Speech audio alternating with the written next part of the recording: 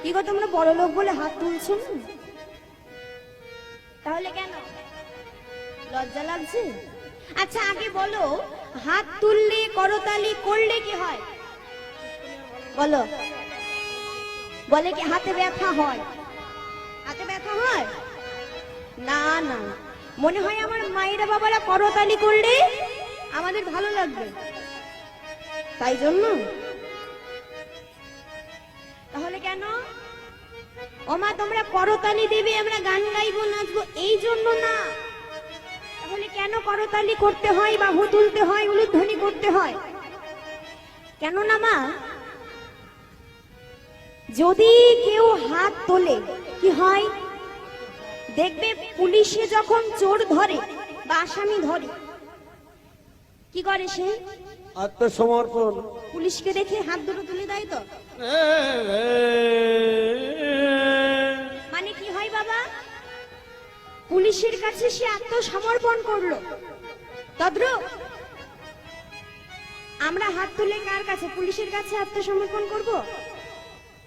তাহলে কার কাছে? ভগবানের কাছে। তাই হাত দুটো যদি তোলা হয়, আত্মসমর্পণ করা হয়। যার হাত আগে হরি বল হরি বল। ও মা, করতালি করলে কি হয়? হাত তুললে কি হয় জানলাম, করতালি করলে কি হয়? ধরো একটা বৃক্ষে মানে একটা গাছে কতগুলো পাখি এসে বসেছে, বাবা সেই গাছের কাছে গিয়ে যদি করতালি জোরে জোরে করা হয় কি হবে? পাখিগুলো উড়ে যায়। কি মা ঠিক বললাম তো?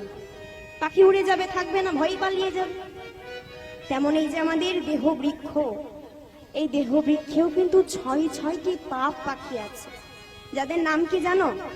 মন দিয়ে শুনবে। কাম, যার নাম হচ্ছে কাম, ক্রোধ, লোভ, মোহ, মদ, মাৎসর্য। এই পাখিগুলো আমাদের সকলের মধ্যেই আছে। আর এই পাখিগুলোর জন্য গোবিন্দের নাম গাইতে শুনতে আমাদের ভালো লাগে না, কৃষ্ণ পদে মতি হয় না। যতদিন না পাখিগুলোকে তাড়াতে পারবো, গোবিন্দ কৃপা আমাদের হবে না। নিতাই গৌর।